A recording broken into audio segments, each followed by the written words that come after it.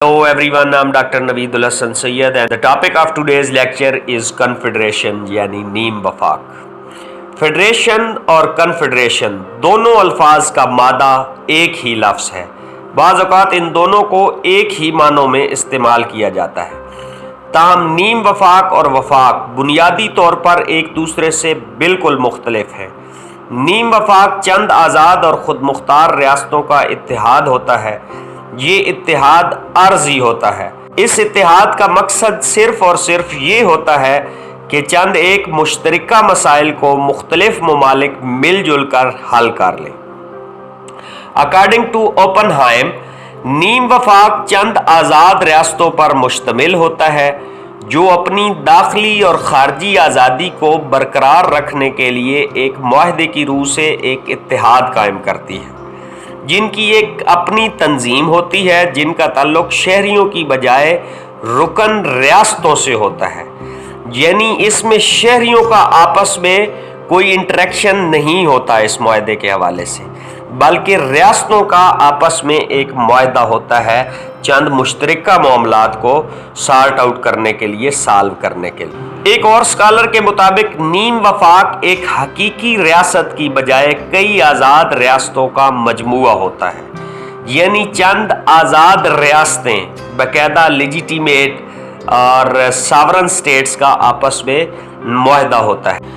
वफाकी और नीम वफाकी निज़ाम में दो बातों में मुशाबहत पाई जाती है। इन दोनों में कुछ आज़ाद रियासतें इत्तेहाद कायम करती हैं। दूसरा पॉइंट, एक मरकजी इदारा या तंजीम तश्कील दी जाती है। Our next point is difference between federation and confederation. नीम वफाक आज़ाद और खुद मुख्तार रियासतों का ऐसा मजमुआ होता है जिसमें रियासतें अपने इक़्तिदार आला से महरूम नहीं होती, जबकि वफाक में शामिल होने वाली रियासतों की अपनी इनफरादी रियासती हैसियत ख़त्म हो जाती है और एक नई रियासत को जन्म देती है जिसके पास इक़्तिदार आला होता है।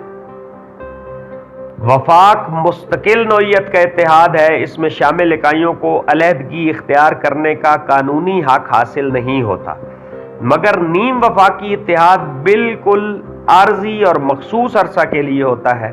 नीम वफाक में शामिल रियासतें जब चाहें इस इत्तेहाद को खैरबाद कह सकती हैं। वफाक में मरकजी हुकूमत का ताल्लुक बराह रास्त मुल्क के तमाम शहरियों से होता है। नीम वफाक में मुश्तरका तंजीम या हुकूमत सिर्फ रियासतों की हुकूमत से वास्ता रखती हैं, इसका ताल्लुक शहरियों से नहीं होता। वफाक में शामिल इकाइयों के दरमियान जंग छिड़ जाए तो उसे खाना जंगी तस्वुर किया जाता है। अगर नीम वफाक में शामिल रियासतों के दरमियान जंग छिड़ जाए तो इसे बैनुल अक़वामी जंग कहते हैं, क्योंकि वो आज़ाद और खुद मुख्तार मुल्कों के दरमियान जंग हो रही होती है। वफाक की मरकजी हुकूमत आइन के तहत कवानीन वज़ा करती है, जबकि नीम वफाक में मुश्तरका हुकूमत के पास कानून वज़ा करने का इख्तियार नहीं होता। वो सिर्फ तजावीज़ और सिफारिशात पेश कर सकती है। वफाक में शामिल तमाम रियासतों को बैनुल अक़वामी कानून की रूह से एक ही रियासत तस्लीम किया जाता है।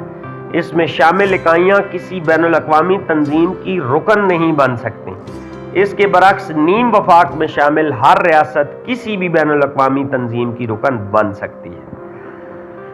वफाक में आज़ाद, बरतर और बाइख्तियार अदलिया का वजूद नागुज़ीर है ताकि आइन की पूरी हिफाजत हो सके और मरकजी और सूबाई हुकूमतों के माबैन तनाज़ात का फैसला हो सके, मगर नीम वफाक में किसी ऐसी अदालत की हरगिज़ ज़रूरत नहीं होती।